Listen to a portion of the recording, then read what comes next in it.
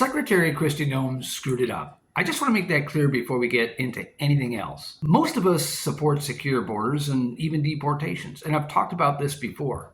Even the Democrats, maybe even especially the Democrats, and I've talked about that before also.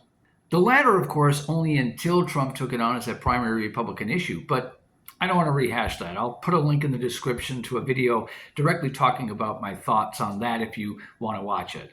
But some of us, including myself, have had some questions about the optics here.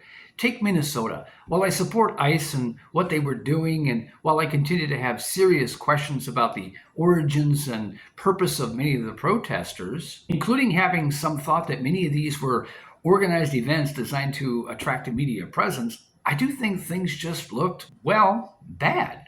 I will also say that many mistakes were in fact made, such as were pointed out by Senator Blumenthal when he was questioning Homeland Security Secretary Kristi Noem, wherein he mentioned Leo Venegas, Javier Ramirez, and Marimar Martinez. These were and are American citizens wrongly targeted and treated badly by ICE agents. Even if you want to for political reasons, you can't spin that. As I have said about many topics, you can't dismiss truths in order to unilaterally support causes.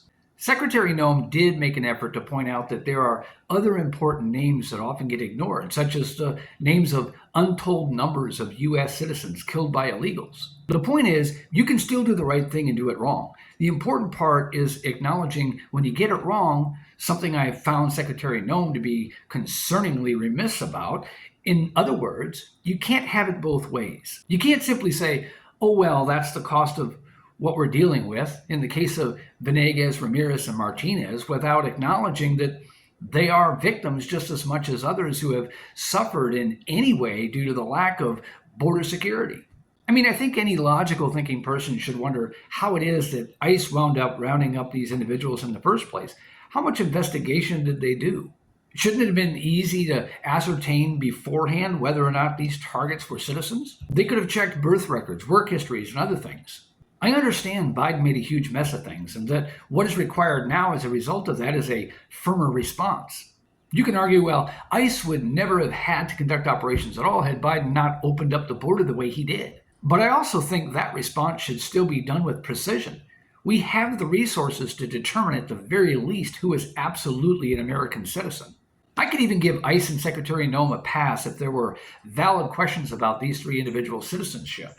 But it seems quite clear to me there were none, at least in these three higher profile cases. I'll even give you that it's possible these cases that Blumenthal brought up are perhaps maybe a bit anecdotal. Politicians are good at doing that.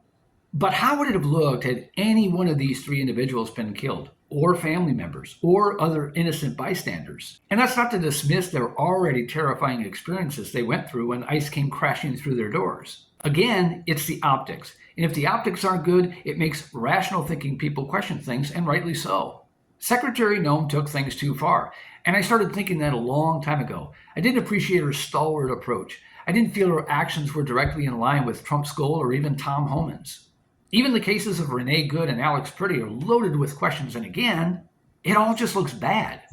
We can't have a the ends justify the means approach here. Again, what we need in order to hold support and confidence of the American people is precision. And if mistakes are made, not only do they have to be acknowledged, so changes can be made to ensure everyone's safety, especially the safety of American citizens above all else, but in the extreme cases, we also need accountability. I can support a firm, results-driven, effective approach. What I've seen is more reckless and chaotic. It makes me take a step back, even when I support the overall goal.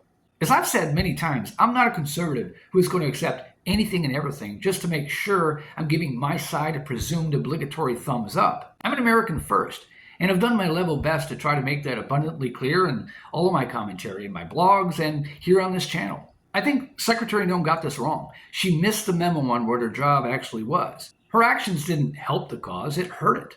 Her responses made it more difficult for Tom Homan to do his job. She's put countless ICE agents in harm's way. She's made Trump look bad, and she's done more to erode support than to garner it.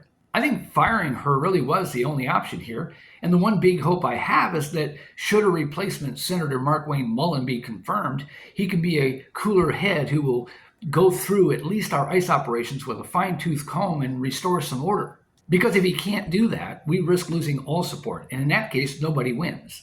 Secretary Noem probably should have understood all of this. After all, she shot her dog and a goat because they just weren't doing things right.